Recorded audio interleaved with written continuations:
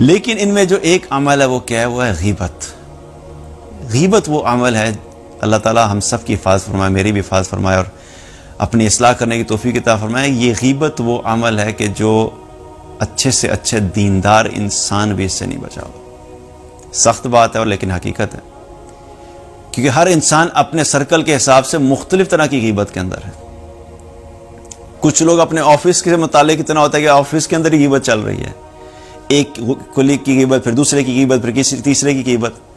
अच्छा, जिसका टाइम ज़्यादातर अपने घर में गुजर रहा है, अपने दोस्तों यारों से वैसे बात करते हुए वो उधर गीबत कर रहा है। कुछ ऐसे होते हैं जो अपने ख़ानदान वालों की गीबत में लगे रहते हैं, फ़लाँ ने ऐसा कहा, फ़लाँ ने ऐसा कहा, फ़लाँ ने ऐसा कहा। अब आप सोचिए कि ये इतना बड़ा फितना है इस वक्त कि इंसान बाकी नेक अमाल सारे कर रहा होता है, और क्या होता है, इंसान मुतमईन होता है, देखो जी मैं नमाज भी पढ़ रहा हूँ, मैं तो रोज़े भी रखता हूँ, मैं तो कुरान भी पढ़ता हूँ, मैं तो जिक्र भी करता हूँ, मैं तो सदकात भी करता हूँ, मैं तो दीन की दावत का काम भी कर रहा हूँ। और इंसान अपनी नेकियों के अंदर कभी कभी इतना ज़्यादा उन नेकियों के ऊपर मुतमईन होता है कि इंसान अपने गुनाहों और गलत कामों से गाफिल हो जाता है। हालांकि गीबत ऐसी चीज़ है कि गीबत अक्सर उस वक्त होती है कि जब हमें किसी दूसरे इंसान के अंदर कोई ऐसी चीज नजर आती है जो हमें पसंद नहीं है, या कोई ऐसी बुराई हमें उसके अंदर नजर आती है जो कि वो बुराई का काम कर रहा है। मैं आपको मिसाल से समझाता हूँ, ये बड़ी इंपॉर्टेंट चीज़ है समझना, क्योंकि अल्लाह ताला हम सब की हिफाजत फरमाए, हम बड़े खतरे में है इसके वजह से। मिसाल के तौर पर आपको एक शख्स के बारे में पता लगा, अच्छा इंसान था, नॉर्मल इंसान था, जिंदगी गुजारता था, कोई बहुत नेक नहीं था लेकिन बहुत बुरा भी नहीं था, या चले थोड़ा नेक इंसान था, नमाजें पढ़ता था और दाढ़ी भी रखी हुई थी, समझाने के लिए बता रहा हूँ। या कोई औरत थी, खातून थी, अच्छी नेक साले खातून थी, हिजाब भी करती थी। पता लगा जी कि वो शख्स क्या करता है, वो हराम देखता है, वो हराम किस्म की मूवीज देखने का आदी हो गया। या किसी एक स्टेज के ऊपर पता लगा कि भाई उसके पास जो है वो ऐसी पिक्चर्स देख रहा था, बड़ी फाहिश किस्म की तस्वीर थी, हराम देखने के बारे में पता लग गया। अब उसके सर्कल में 40 लोग थे, किसी एक को पता लगा और उसने अपने दूसरे को बताया, तीसरे को बताया। अब सारे जो 40 लोग थे उनको पता लगा जी ये फलां शख्स जो वो इस गुनाह में मुलव्वस है। अब ये 40 लोग मिलके क्या कर रहे हैं, आपस में उसकी बुराई कर रहे हैं, किस किस्म का इंसान है, देखो हम तो सोच भी नहीं सकते थे, अच्छा खासा नमाजें भी पढ़ता है लेकिन ये कौन सा तरीका हुआ, ये तो नमाजें पढ़ते हुए उसे एहसास नहीं है, दाढ़ी रख, अब ये गुनाह चल रहा है, अब उसकी बुराइयां हो रही हैं। अब 40 लोग उसकी बुराइयां कर रहे हैं।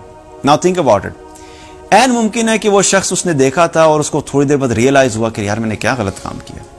अब ये गुनाह और उसके अल्लाह के दरमियान में था, क्योंकि उसने किसी हुकूकुल इबाद में से किसी का हक नहीं मारा था, ये अल्लाह और उसके दरमियान था।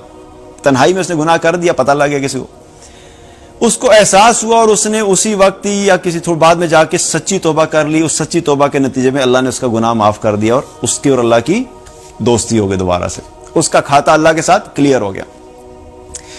अब ये जो 40 लोग उसके बुराइयां कर रहे हैं, आप यूं समझें कि उस बंदे की लॉटरी निकल आई। अब ये सारे के सारे 40 लोग क़यामत वाले दिन उसके सामने खड़े होंगे और अल्लाह ताला उसको कहेगा भाई ये खड़े हैं, इनकी नेकियों में से जो तुमने लेना ले लो इनमें से। अब ये 40 अपने आप को नेक साले बनाए बैठे हुए थे, हम तो जी बड़े नेक हैं, हमने तो कम से कम हराम नहीं देखा ना, हम तो देखें कम से कम ये काम तो नहीं करते। लेकिन उसने जो हराम देखा था और आप जो काम कर रहे हैं, आपका गुनाह उसके मुकाबले में कई गुना ज्यादा संगीन है, और वो तो तौबा से जो है अल्लाह माफ कर देगा। लेकिन अब अगर आपने तौबा करनी है इस चीज से, तो फिर सिर्फ आपने अल्लाह से माफी नहीं मांगनी, आपने उस बंदे से भी माफी मांगनी है कि जी हमने आपके बारे में ये बात की थी, आप हमें माफ कर दें।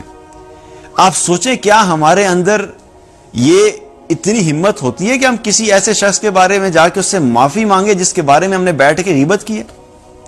जब दुनिया में हम उसका सामना नहीं कर सकते तो क़यामत वाले दिन फिर ऐसे शख्स का सामना कैसे करेंगे। और क़यामत में तो खाली माफी मांगने से मसला हल भी नहीं होगा। इतनी नेकियां इकट्ठी करके गए थे, नमाजें पढ़ी थी, हिम्मत करके तिलावत की थी, जिक्र और अस्कार किए, सदकात किए थे, बड़ी मुश्किल से नेकियां इकट्ठी की थी अपनी। अब वो बंदा खड़ा हुआ है और आपके नामा अमाल से नेकियां निकले जा रही हैं और उसको दिए जा रही हैं, तो उसकी तो होगी लॉटरी निकल आई उसकी। इसीलिए कभी कभी मैं ये सोचता हूं कि कोई ऐसा शख्स होता है हमारी फैमिली में या हमारे ऑफिस के अंदर या हमारे सोशल सर्कल के अंदर, अक्सर ये आपने देखा होगा, कोई एक ऐसा बंदा होता है जिसके अंदर कोई ना कोई गलती होती है, वो गलती कर लेते हैं तो सारे उसको टारगेट करते हैं। तो सुभान अल्लाह, मुझे कभी कभी यूं महसूस होता है, मेरा अपना एक गुमान है कि वो तो जो है वो कामयाब हो जाएगा और हम अपनी नेकियों के तकब्बुर के अंदर या अपने नेकियों की खुशफहमी के अंदर हम यहां पे बैठे रहेंगे और हमारी नेकियां जो उस बंदे के नामा अमाल में लिख दी जाएंगी।